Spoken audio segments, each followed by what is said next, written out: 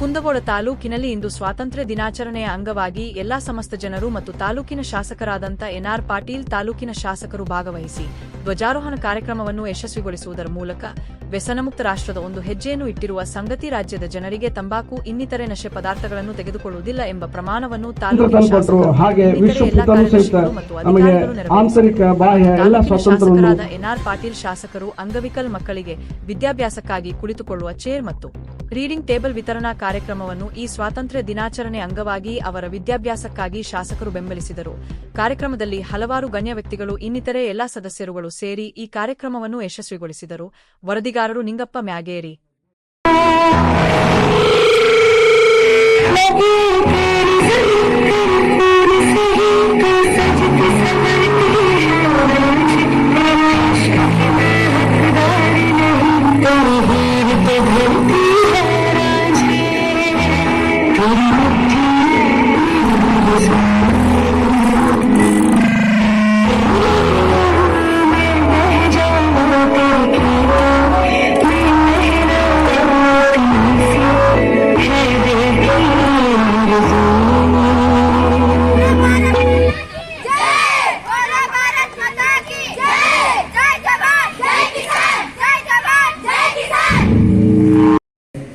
ಎಲ್ಲ ಆಡಳಿತ ಮುಖ್ಯಾಧಿಕಾರಿಗಳೇ, ಬಂದಂತ ಯಾವತ್ತು ಮಾಧ್ಯಮದ ಮಿತ್ರರೇ, ಈ ಕಾರ್ಯಕ್ರಮ ನಿರೂಪಣೆ ಮಾಡತಕ್ಕಂಥ ಹಿರಿಯರಾದಂಥ ಬಳೆಯರ ಗುರುಗಳೇ, ಶ್ಯಾಮಳ ಗುರುಗಳೇ, ಬಂದಂತ ಯಾವತ್ತು ಆತ್ಮೀಯರೇ ಮತ್ತು ವಿದ್ಯಾರ್ಥಿಗಳೇ,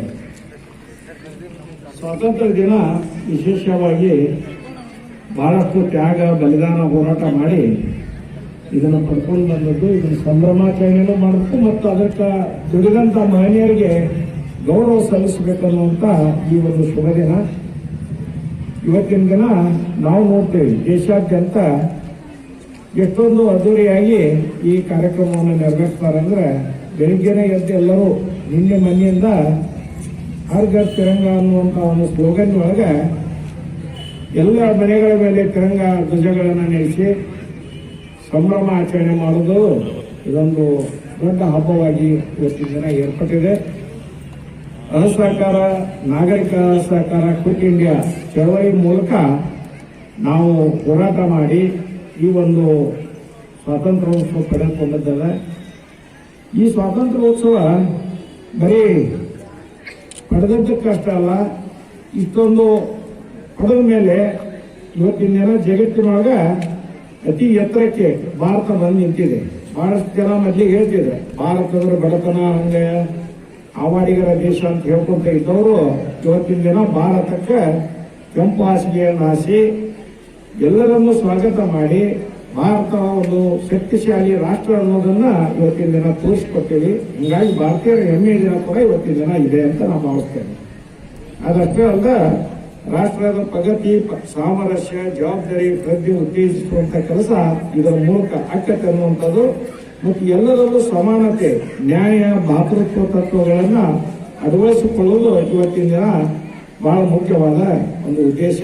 ಅದಷ್ಟೇ ಅಲ್ಲ, 2026 ಸ್ವಾತಂತ್ರ್ಯ ದಿನದ ಘೋಷ ವಾಕ್ಯ ವಿಕಸಿತ ಭಾರತ ಮತ್ತು ಹಾಗೂ 2047ಕ್ಕೆ ಯುವಶಕ್ತಿಯನ್ನು ಪ್ರೇರೇಪಿಸುವಂತ ಈ ಒಂದು ಉದ್ದೇಶ ಇಟ್ಟುಕೊಂಡು ಮಾನ್ಯ ಪ್ರಧಾನಮಂತ್ರಿಗಳ ಈ ಒಂದು ಯುವಶಕ್ತಿಗೆ ಪ್ರೇರಕವಾಗಿ ಈ ಕಾರ್ಯಕ್ರಮಕ್ಕೆ ಒಂದು ಕರೆಯನ್ನು ಕೂಡ ಕೊಟ್ಟಿದ್ದಾರೆ.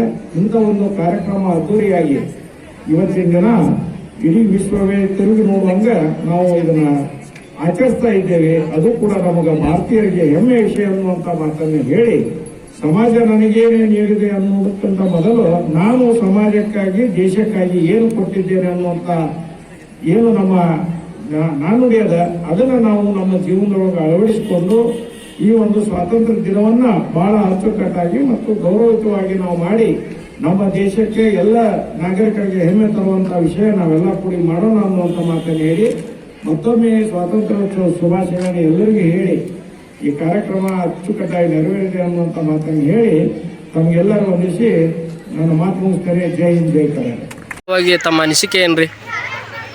ನಮ್ಮ ಭವ್ಯ ಭಾರತ ದೇಶದ, ವಿಶ್ವ ಪರಂಪರೆ ಹೊಂದಿದ ಭಾರತ ದೇಶದ ಸ್ವಾತಂತ್ರ್ಯ ಸಿಕ್ಕು 80ನೇ ಸ್ವಾತಂತ್ರ್ಯೋತ್ಸವ ದಿನಾಚರಣೆಯನ್ನು ಸಮಸ್ತ ಕನ್ನಡ ನಾಡಿನ ಜನತೆಗೂ ಮತ್ತು ಭಾರತ ದೇಶದ ಜನತೆಗೂ ನಾನು ಅಭಿನಂದನೆಗಳನ್ನು ಸಲ್ಲಿಸ್ತೇನೆ.